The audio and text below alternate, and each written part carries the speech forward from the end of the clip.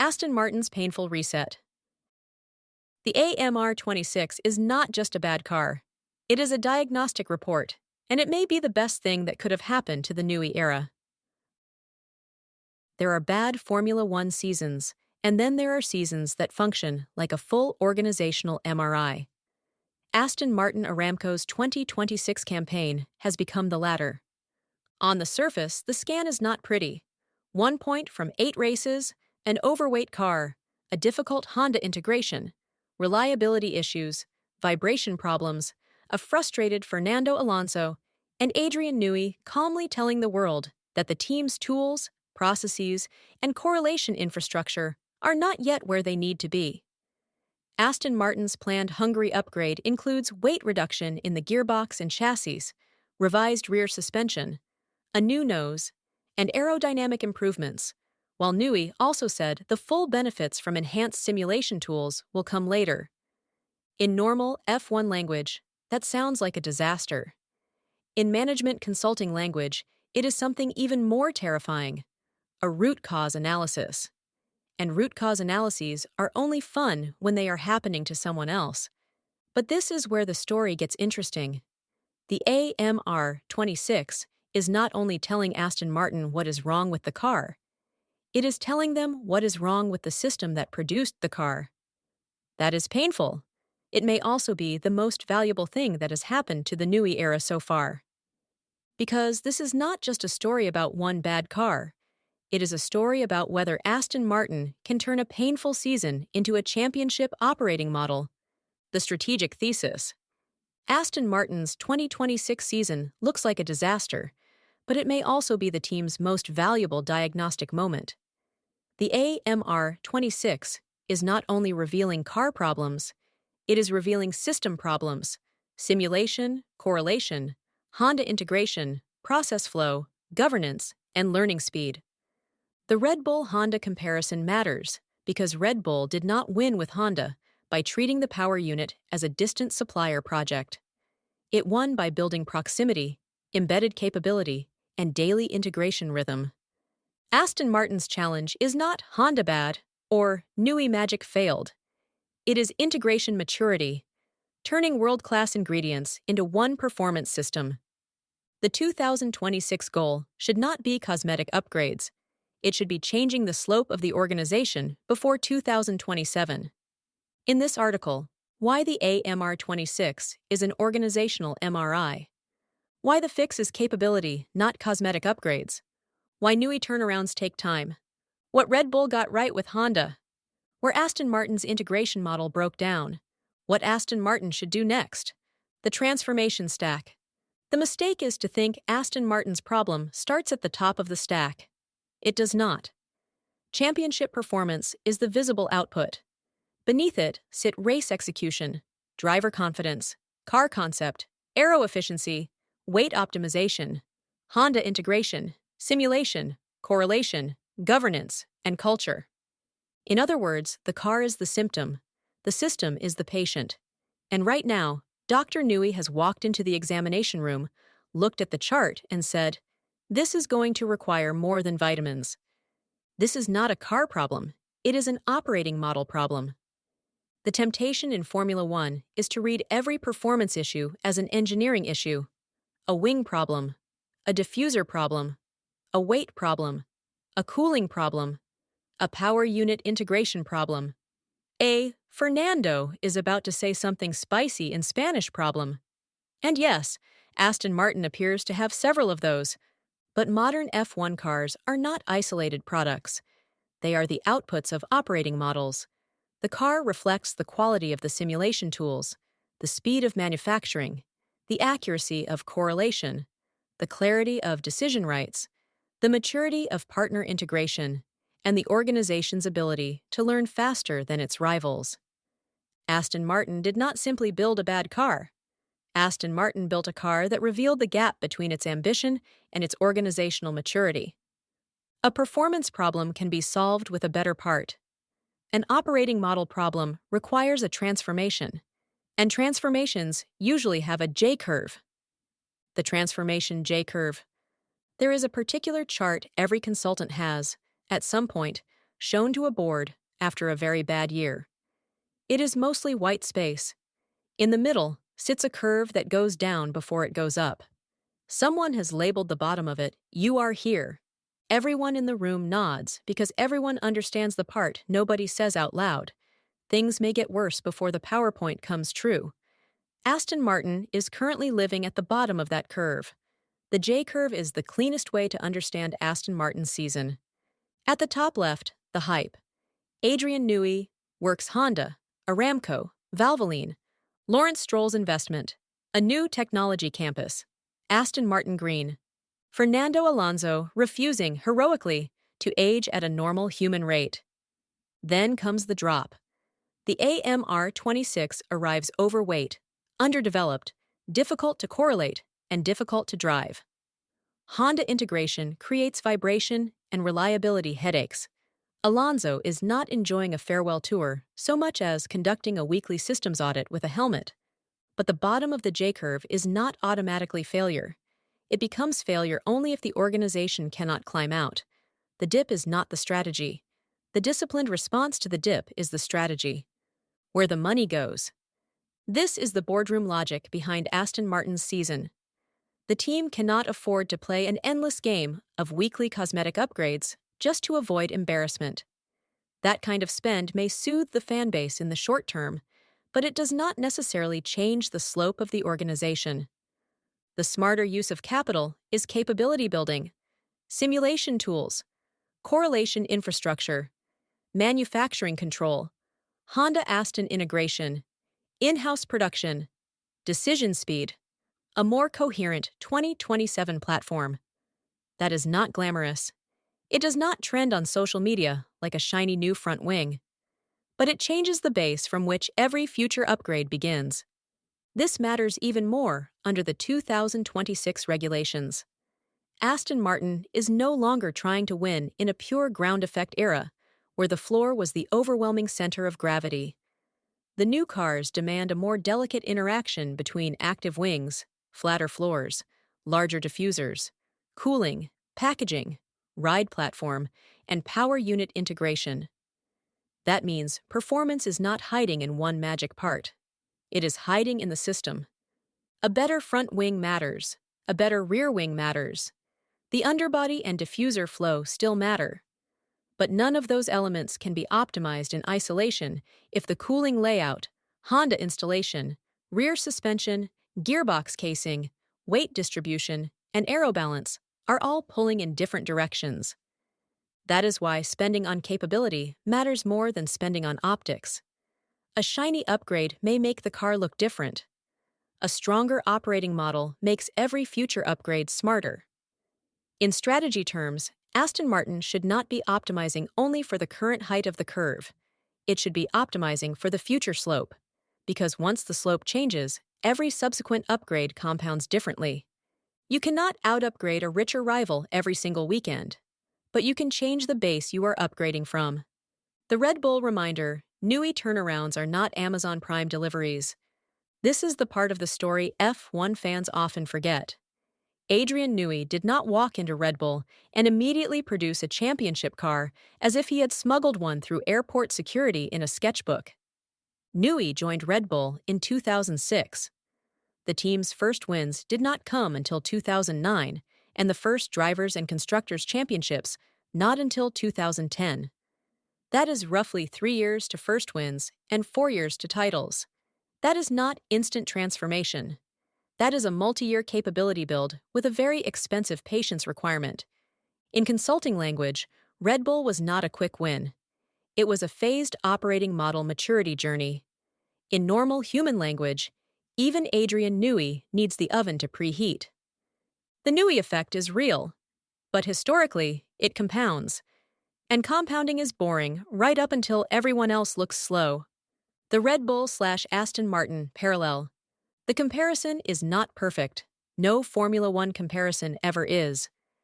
Different regulations, different power units, different cost cap, different facilities, different politics, different Fernando Alonso radio messages.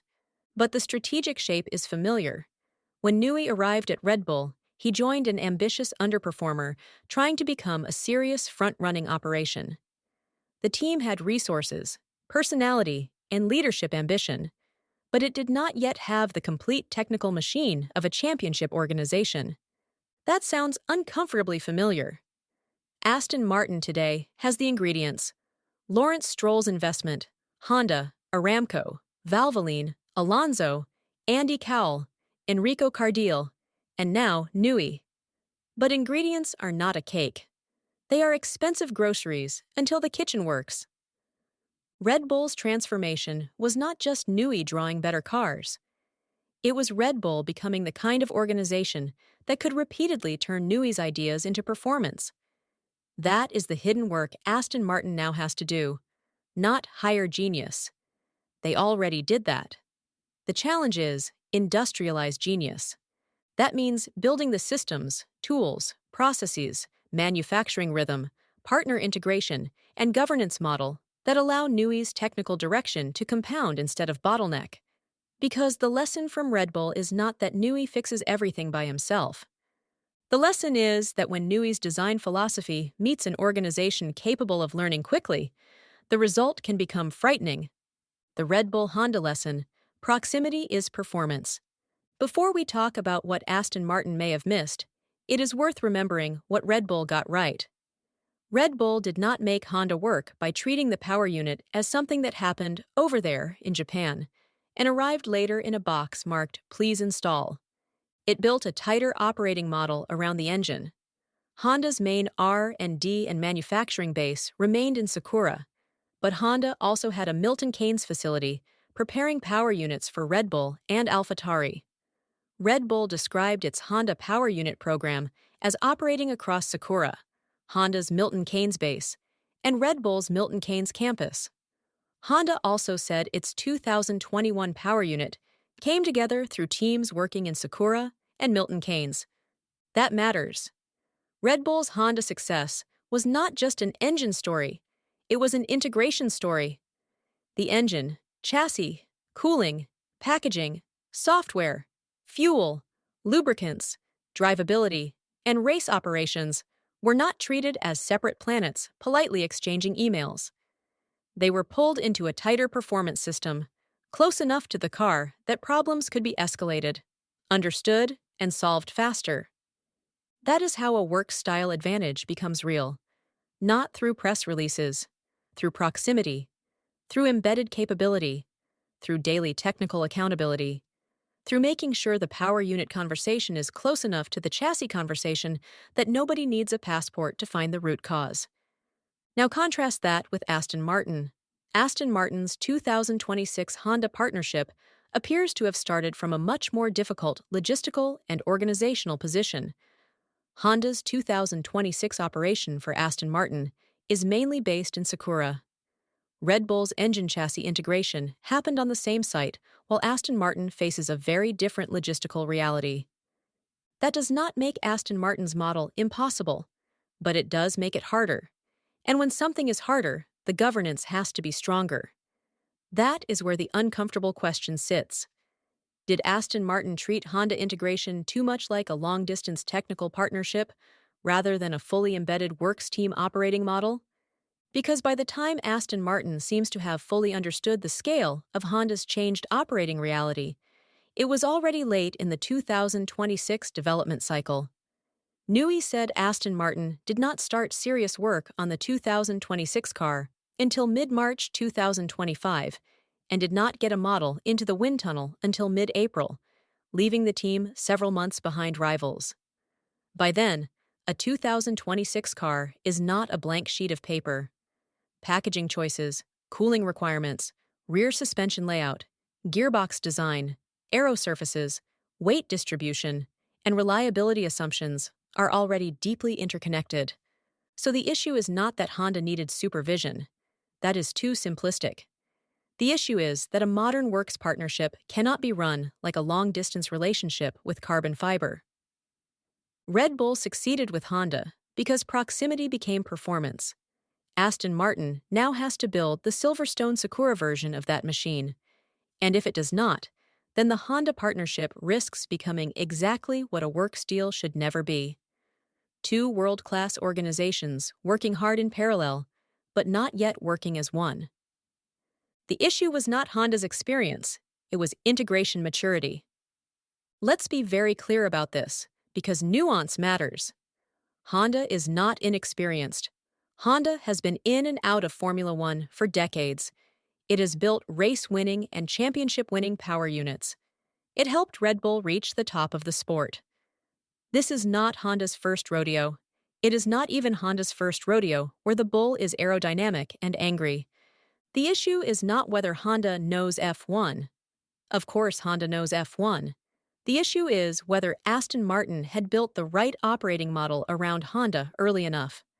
Aston Martin was not plugging into the fully mature, tightly embedded Red Bull Honda machine that had been refined over years.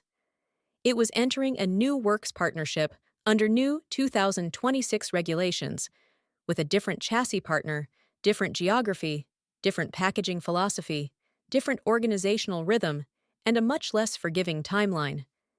That is not Honda bad. It is not even Honda inexperienced. It is an integration maturity problem. A great engine partner still needs the right chassis partner, the right governance, the right feedback loops, and the right change control discipline around it.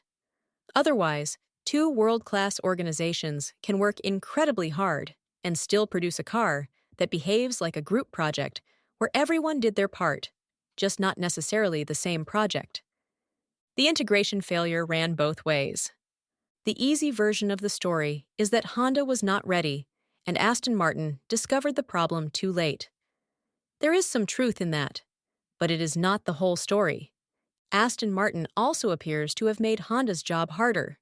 Newey joined Aston Martin in March 2025, after the 2026 aero testing window had already opened.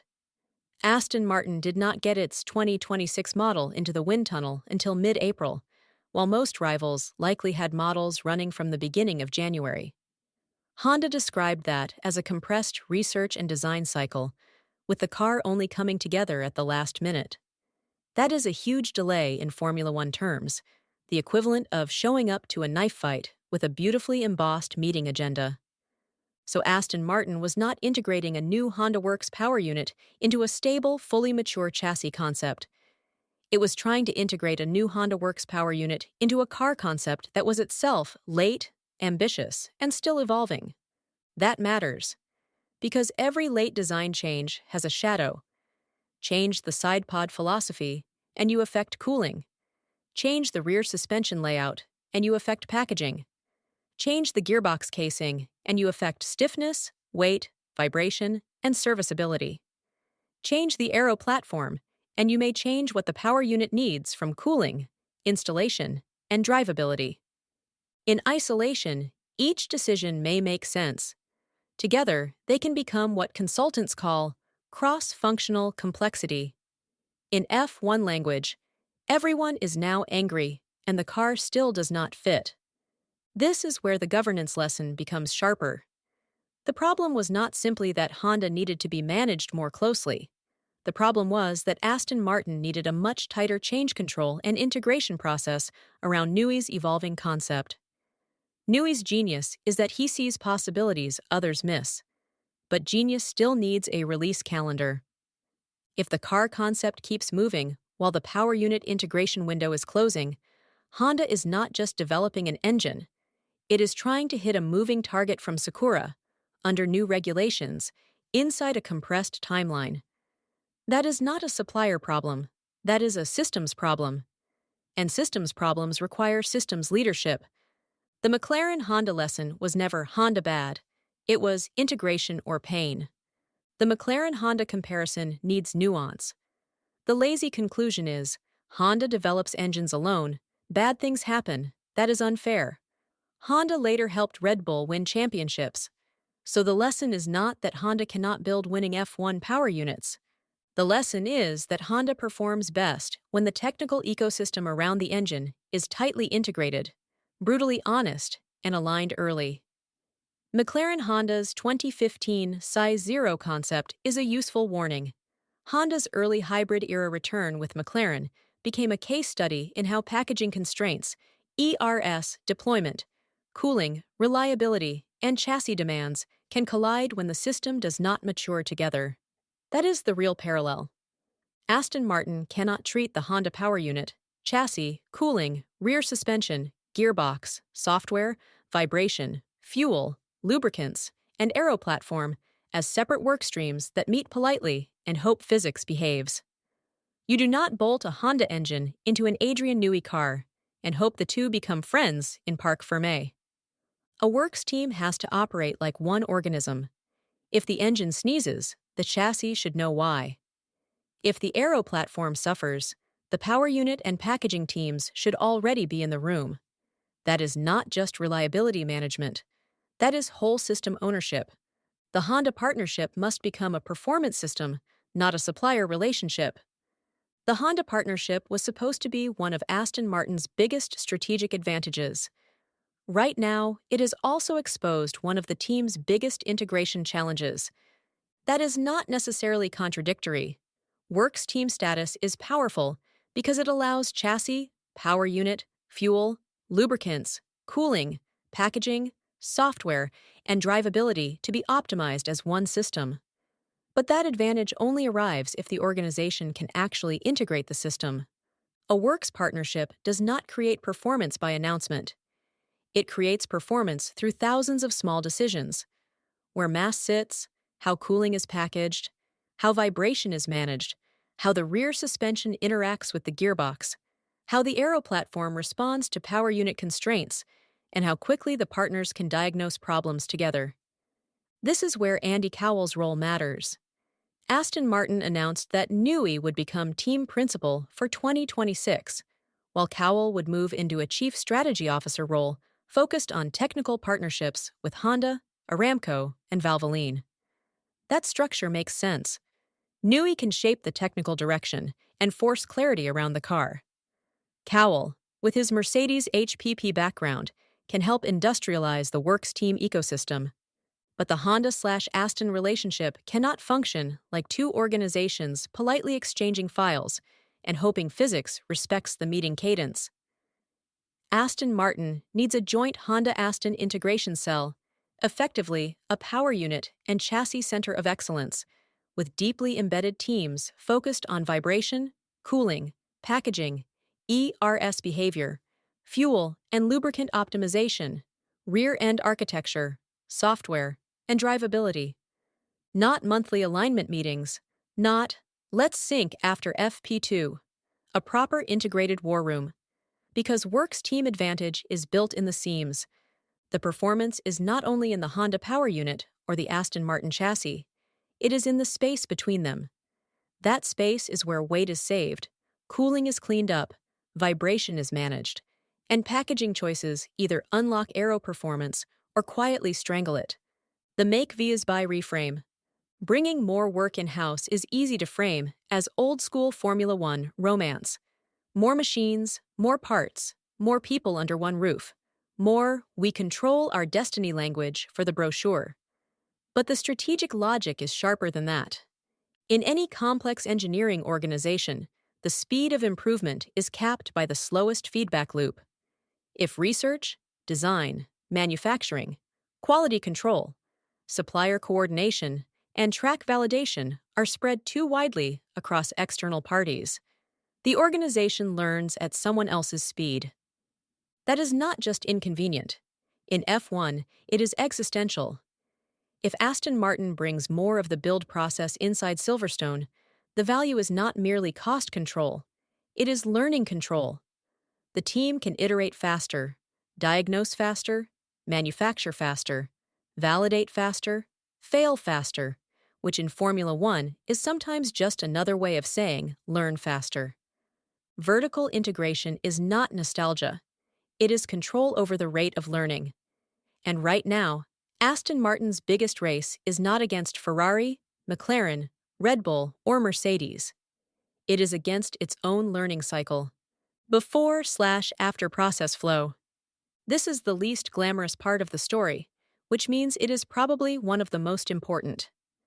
Aston Martin needs to attack non-value-add build time the way an F1 car attacks drag. Ruthlessly, repeatedly, and with a faintly concerning level of obsession. Where are parts waiting? Where are approvals duplicated? Where are suppliers slowing the loop? Where are design changes getting trapped in process traffic? Where are engineers making heroic late-night saves because the system upstream was not designed well enough? That is not a people problem. That is a flow problem. This is where lean, value stream mapping, automated checkpoints, and all the unsexy process tools become very sexy indeed, at least if you are the kind of person who thinks a clean RACI matrix can save lap time, which unfortunately for everyone who likes romance, it probably can. The goal is not bureaucracy. The goal is fewer handoffs, clearer ownership, faster release cycles, better automated checkpoints, and fewer moments where a critical part arrives late and everyone has to pretend that was always the plan. Cleaner flow, clearer ownership, faster learning. That is not a slogan. That is lap time hiding in process form. From stabilization to sustainable advantage. Aston Martin's recovery should not be judged as one giant yes or no question. It should be judged in phases. Phase 1. The next 100 days are about stabilization. Deploy the Hungary package cleanly, improve reliability, validate correlation, and restore driver confidence. Phase 2. The next 6 to 12 months are about rebuilding the system, simulation modernization, Honda integration, process re-engineering, and in-house capability building. Phase 3. The 2027 plus phase is about scaling, faster learning loops, a stronger platform, repeatable upgrades, and a real pathway back to podium contention. Not a miracle, a roadmap, because the 2027 car will not be saved by vibes. It will be saved by whether Aston Martin can design, build, test, validate, and improve faster than the teams it wants to beat. What Aston Martin needs now: a 100-day transformation sprint, not another vibes-based recovery plan. This is where Aston Martin has to resist the most dangerous phrase in Formula One: we just need to understand the data. Everyone says that. It is the paddock equivalent of circle back. Useful, technically true, and often a sign that nobody wants to say the obvious thing into a microphone. Aston Martin does need to understand the data, but more importantly, it needs to turn that data into a managed transformation agenda. Not a panic plan, not a please let Hungary fix everything plan. Not a Newey will figure it out because he owns more genius per square inch than most organizations plan. A real plan. If this were a McKinsey diagnostic, a Deloitte operational excellence review, or a PwC transformation program with too many acronyms and surprisingly nice fonts, the recommendation would be simple. Run the next 100 days like a turnaround sprint. That means 5 work streams. First, simulation and correlation excellence. The factory needs to predict the car with confidence rather than optimism. Optimism is lovely. Correlation wins races. Second, Honda/Aston integration, power unit, chassis, cooling, vibration, software, fuel, lubricants, rear suspension, gearbox, and aero packaging should function as one integrated performance cell. Third, end-to-end process re-engineering. Aston Martin needs to attack non-value-add build time the way an F1 car attacks drag, ruthlessly, repeatedly, and with a faintly concerning level of obsession. Fourth, agile governance, but make it Formula One. Shorter loops, cleaner decisions, less politics, faster learning, no sacred cows, unless they produce downforce. Fifth, talent and confidence acceleration. In a bad season, morale becomes a performance variable. People can survive being slow if they believe the work is coherent. What destroys organizations is not pain. It is pointless pain. That is why visible milestones matter. A part that correlates, a manufacturing lead time that drops, a vibration issue that gets isolated, a reliability target that gets hit, a driver comment that matches the simulation prediction. Those are not glamorous headlines. They are trust deposits. And during a turnaround, trust deposits are everything. The Alonso question is really a stakeholder confidence challenge. Fernando Alonso is not just a driver in this story. He is Aston Martin's most important end user, quality control mechanism, development benchmark, brand asset, and credibility test. If Alonso believes the project is real, that matters. If Alonso stops believing, that matters even more. In turnaround work, the loss of key talent is rarely just a consequence of failure. It is often an early warning indicator that the organization's story is no longer convincing to the people closest to the truth. That is why the Hungary upgrade carries more weight than a normal mid-season package. It is not just a technical intervention, it is a stakeholder retention event. Newey has emphasized Alonso's value to car development and said the team needs continued improvements to keep him committed for 2027. Aston Martin does not need to show Alonso perfection. It needs to show him organizational traction.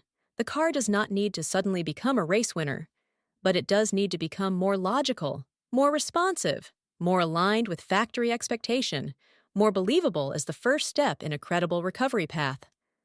Alonso has been in Formula One too long to be seduced by a PowerPoint. He needs evidence. But evidence does not have to be a podium. Evidence can be correlation, reliability, or a car that finally responds to development the way the team says it should. What Aston Martin should do next. First, make Hungary a proof-of-learning event, not a vanity launch.